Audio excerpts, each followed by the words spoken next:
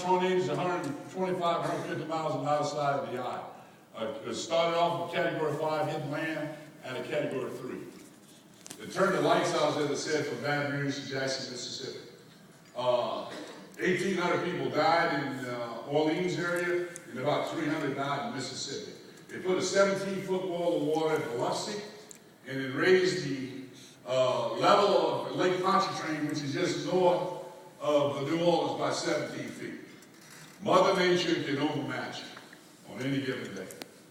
And the power of those tornadoes spinning out on the outside was significant. As I was moving from Atlanta on Tuesday night, Katrina killed 2 people 2 hours west of Atlanta in a tornado. So it's a significant storm that basically overmatched our ability to quickly respond. Now, many of you took away your own stories from Katrina. Some of you may have helped, some of you may have lived there, some of you may have had relatives that lived there. I can tell you the storm overmatched us.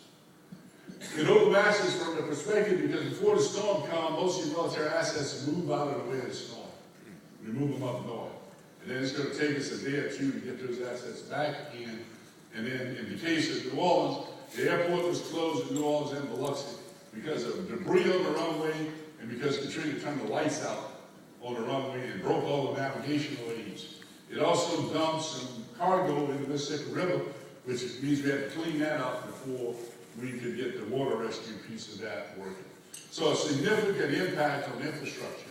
And as I said, as far as data and the ability to communicate, we were broke. Why? Because most of the cell towers went down in the storm. Those that didn't go down lost power. And many of those on top of tall buildings went down. The other impact we had was 80% of the city, people in New Orleans evacuated, about 60,000 remained behind.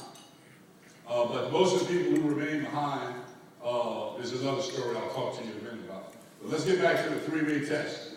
How many of you have a hand crank radio in your evacuation pack? Now you want that hand crank radio in your evacuation pack because if you lose power for several days, you'll be able to recharge your cell phone and be able to be in contact with people. How many of you don't know how to text?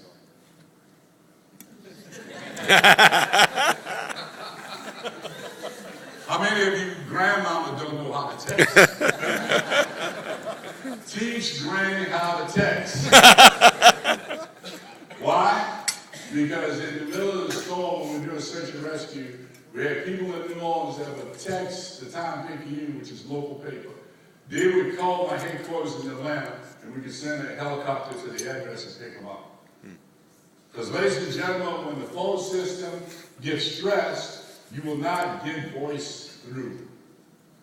So encourage people to use text, and particularly encourage the vulnerable population, the elderly, the disabled, and the poor, to learn how to text. It is very significant in having that skill. The other piece we want to make sure we've got in our evacuation pack is if you require state medicines.